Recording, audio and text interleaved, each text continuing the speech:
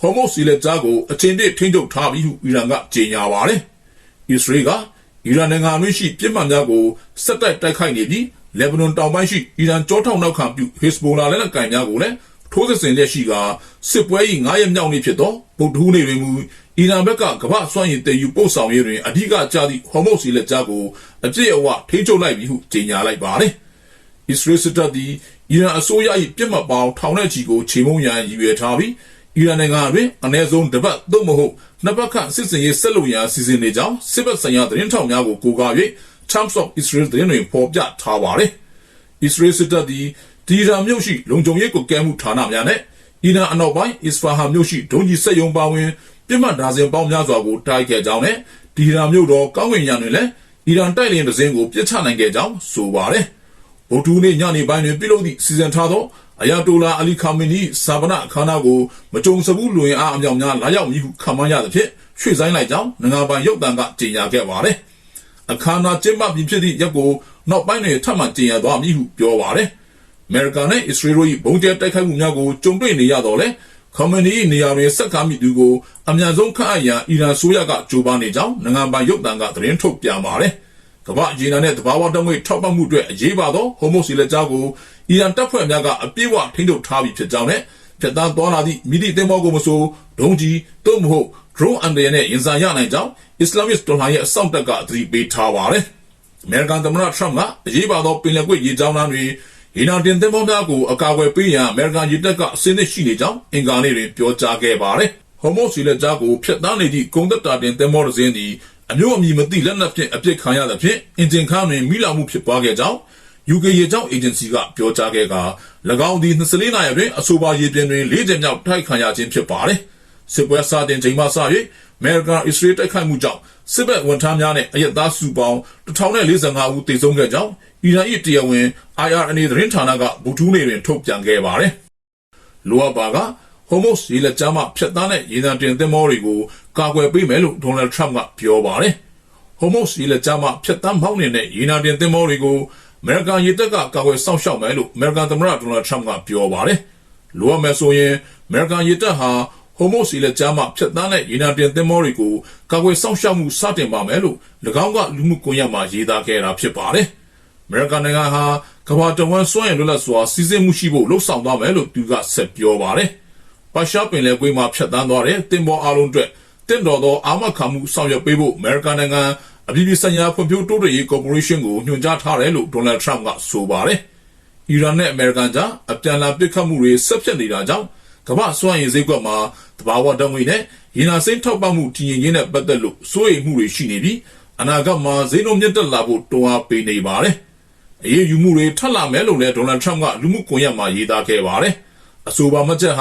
စွမ်းရည်ဈေးနှုန်းတွေမြင့်တက်လာမှုနဲ့ပတ်သက်တဲ့စိုးရိမ်မှုတွေဖြေလျှော့စေဖို့ရည်ရွယ်တာဖြစ်ပါတယ်။ရေနံစိမ်းနဲ့အခြားလောင်စာဆီဈေးနှုန်းတွေမြင့်တက်လာမှုကိုဒေါ်နယ်ထရမ့်ကဖြေရှင်းပေးခဲ့ပြီးလောင်စာဆီဈေးနှုန်းတွေအရင်ကထက်လျှော့လာမယ်ဆိုတာကိုယုံကြည်တယ်လို့ပြောပါတယ်။အမေရိကန်နှိမ့်မြုပ်ခဲ့တဲ့အီရန်စစ်သင်္ဘောစီကရုပ်အလောင်း90နီးပါးထိသီရိလင်္ကာစေယူရရှိထားကြောင်းသိရှိရပါတယ်။အမေရိကန်ရေတပ်ရဲ့ပြစ်ခတ်နှိမ့်မြုပ်မှုကိုခံခဲ့ရတဲ့အီရန်စစ်သင်္ဘောပေါ်ကရုပ်အလောင်း90နီးပါးထိ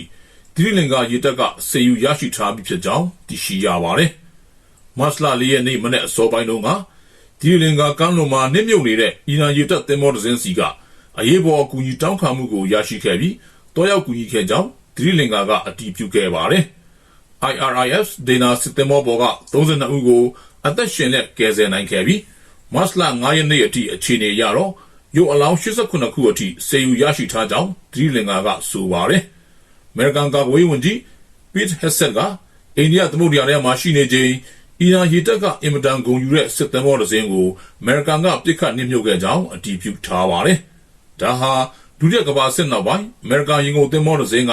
ရန်သူရေရင်ကိုတော်ပီဒိုနဲ့ပစ်ခတ်နှိမ့်မြုပ်တဲ့ပထမဆုံးတိုက်ခိုက်မှုဖြစ်လာတယ်လို့လည်းသူကပြောပါတယ်။အီရန်စစ်သင်္ဘောဟ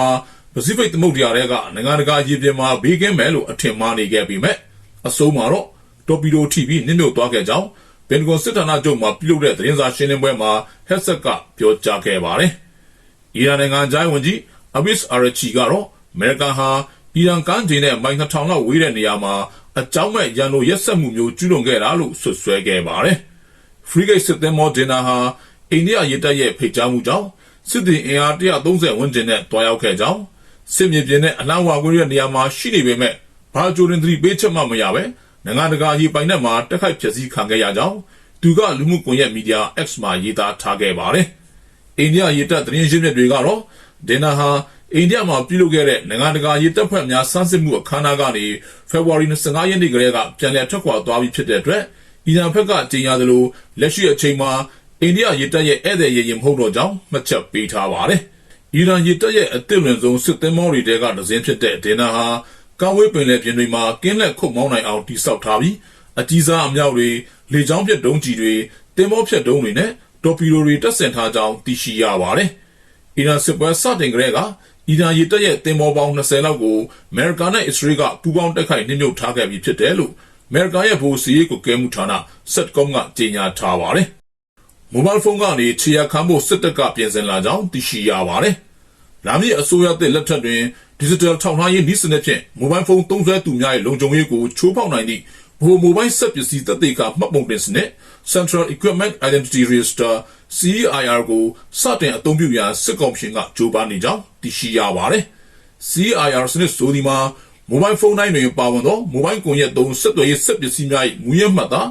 IMEI ခုတ်ကိုသက်ဆိုင်ရာအစိုးရဖွဲ့စည်းတာမှတ်ပုံတင်စေပြီးနိုင်ငံတွင်းရှိဆက်သွယ်ရေးကွန်ရက်များနဲ့ချိတ်ဆက်အသုံးပြုသည့်လုပ်ငန်းစဉ်ဖြစ်ကြောင်းသိရှိရပါတယ်။စစ်ကော်မရှင်ကမူစံချိန်စံညွှန်းနဲ့ကိုက်ညီပြီးနိုင်ငံတော်တို့ကြားသိငွေများပေးဆောင်ထားသည့်လက်ကင်ဖုန်းများအသုံးပြုနိုင်ရန်အတွက် CEIR ကိုမတ်လပထမပတ်တွင်စတင်သွားပြီဖြစ်ကြောင်းထုတ်ပြန်ထားပါတယ်။ပြည်တွင်းရှိ IT နည်းပညာကျွမ်းကျင်သူတဦးကတခုကတော့အခွန်ရဖို့ပေါ့ဥပမာနိုင်ငံခြားကဖုန်းတစ်လုံးဝယ်လာတယ်ငါဝယ်လာတဲ့ဖုန်းငါဘာသာသုံးမယ်ဆိုမရတော့ဘူးဘာလို့ဆိုအခွန်မဆောင်လို့နောက်တစ်ချက် IMEI ကိုတည်သွားရင်တော်လှန်ရေးကိစ္စတခုခုကျွန်တော်လုပ်တယ်ပေါက်သွားရင် SIM ကတ်ကိုထုတ်လွှင့်ပစ်လိုက်တယ်ဒါပေမဲ့အခုမရဘူးအဲ့လိုဖြစ်သွားရင်ဖုန်းပါလွှင့်ပစ်ရတော့မယ်ဖုန်းတွေက location ကိုပိတ်ထားလဲဘယ်မှာရှိလဲဆိုတာသူတို့ကသိနေတော့မှာ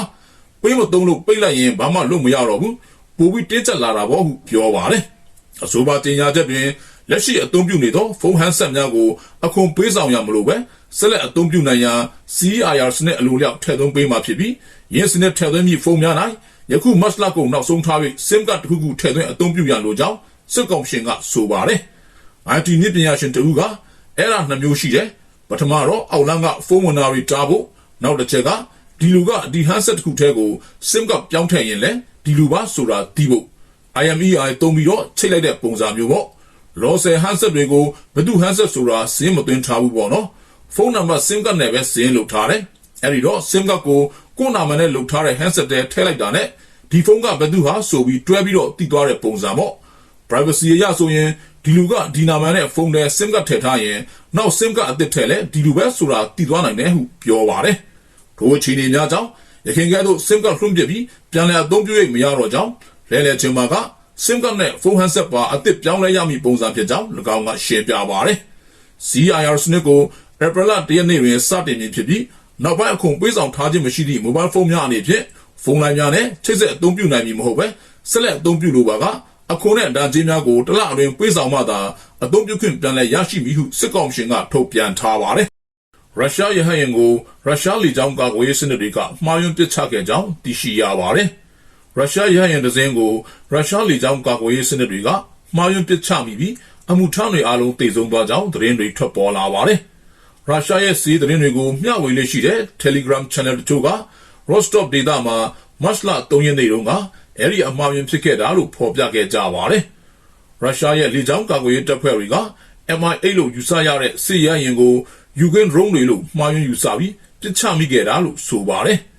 Telegram ပေါ်ပြန့်နှံ့လာတဲ့ဗီဒီယိုတစ်ခုမှာတော့ညပိုင်းအချိန်ကောင်းကင်ယံမှာမီးလုံးကြီးတစ်ခုတောက်လောင်နေပြီးစက္ကန့်ပိုင်းလောက်အကြာမှာမြေပေါ်ကျဆင်းသွားတာကိုတွေ့ရပါတယ်။ဒီကိစ္စဟာအချင်းချင်းမှားယွင်းပစ်ခတ်မှု friendly fire ဖြစ်စဉ်လို့ရုရှားစစ်ဘက် Telegram Channel တွေမှာဖော်ပြခဲ့ကြပါတယ်။ရုရှားကာကွယ်ရေးဝန်ကြီးဌာနကတော့ Rostov မှာရဟတ်ယာဉ်တစ်စင်းမှားယွင်းပစ်ချမိခဲ့ကြောင်းသတင်းတွေနဲ့ပတ်သက်ပြီးဘာမှချက်မှမပေးသေးပါဘူး။အဲဒီအစားမတ်လ3ရက်နေ့ညပိုင်းကRostov ကိုကျူးကျော်ဝင်ရောက်လာတဲ့ယူကရိန်းဒရုန်း34စင်းကိုကြားဖြတ်ပစ်ချနိုင်ခဲ့တယ်လို့ပဲထုတ်ပြန်ထားပါတယ်။ Rostov ဒေသအုပ်ချုပ်ရေးမှူးယူရီစလူဆာကမီလာရော့ဖ်စကီနဲ့တာရာရော့ဖ်စကီ area တွေမှာဒရုန်းတွေကိုပစ်ချခဲ့တာလို့သတင်းထောက်တွေကိုပြောကြားခဲ့ပါတယ်။ဒါပေမဲ့ ရရင်ပြတ်သားခဲ့တဲ့ဆိုတဲ့ကိစ္စမျိုးကိုတော့သူကထဲ့မပြောသွားပါဘူးရုရှား Telegram channel တွေကပြတ်သားတဲ့ရဟယံမျိုးစားကိုအတိအကျမရေးခဲ့ပေမဲ့ Aviahub website က MI8 ဒဇင်ဖြစ်တယ်လို့ဆိုပါတယ် MI8 တွေဟာရုရှားစစ်တပ်ရဲ့တည်ယူပို့ဆောင်ရေးရဟယံဖြစ်ပေမဲ့ယူကရိန်းစစ်ပွဲမှာတက်ခိုက်ရေးအတွက်ပါမွမ်းမံအသုံးပြုနေတာဖြစ်ပါတယ်တချို့သတင်းတွေကပြတ်ကျတဲ့ရုရှားရဟယံဟာ KA-52 အမျိုးအစားဖြစ်နိုင်တယ်လို့ဖော်ပြနေပြီးအမျိုးအစားတိတိကျကျမသိရသေးပါဘူးတက်ခိုက်ရေးအတွက်မွမ်းမံပြောင်းလဲထားတဲ့ MI8 တွေမှုအဖွဲ့သား3ဦးပါဝင်လေ့ရှိပြီး KA-52 အမျိုးအစားရဟယံတွေမှာတော့လေယာဉ်မှုနဲ့လက်နက်အရာရှိတို့လိုက်ပါလေ့ရှိပါတယ်စီးရဲကဲခတ်သူတွေကတော့ရုရှားဟာ2022နှစ်ဆန်းပိုင်းမှာယူကရိန်းကိုကျူးကျော်စစ်စတင်ဆင်နွှဲခဲ့ပြီးနောက်ပိုင်းMIA ရဟယံအစင်းရေဒါဇင်နဲ့ချီဆုံးရှုံးခဲ့ပြီဖြစ်ကြောင်းမှတ်ချက်ပေးထားပါတယ်